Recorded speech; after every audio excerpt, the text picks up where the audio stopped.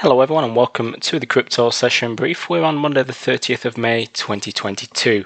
Looking across the crypto space today, seeing quite a lot of green and pretty much full fades ongoing of the sell-off from it was around mid last week, wasn't it, when we saw the breakout of the recent ranges. We discussed those recent ranges and how critical they'd been, and both ends of the range had been holding up and rejecting, whichever way you're looking at it, quite nicely. But then I think it was Tuesday last week, you started seeing that break to the downside, and you can see that reflected on Litecoin here on Ethereum. The only one which held up quite surprisingly well actually was Bitcoin, and I'm going to focus on that one to kick us off.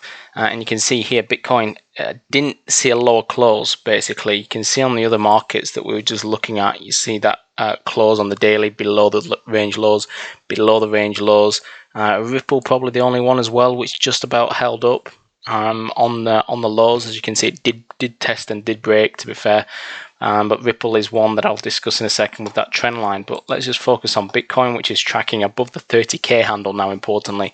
And now what it's doing is it's testing the range highs. So we've gone from range lows being tested, almost broken. You had two inside bars in a row there, as you can see.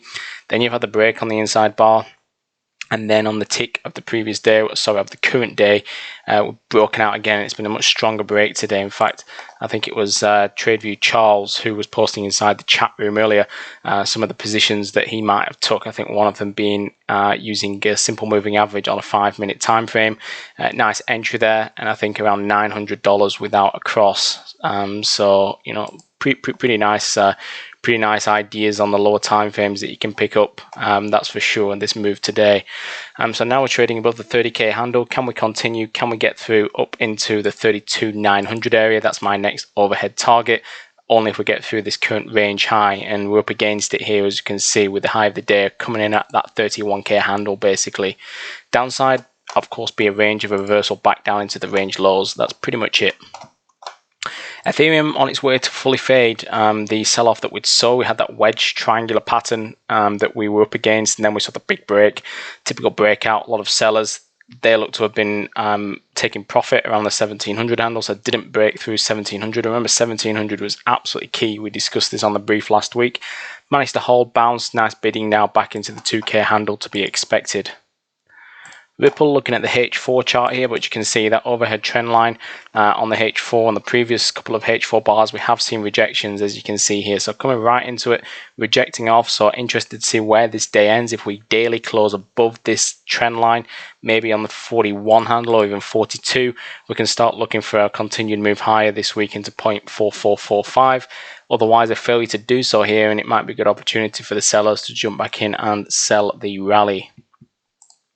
Litecoin currently tracking at 66, so again almost fully faded its sell-off. Just needs another 20 or so points. So no, 170 points, but that can be done quite quickly on Litecoin.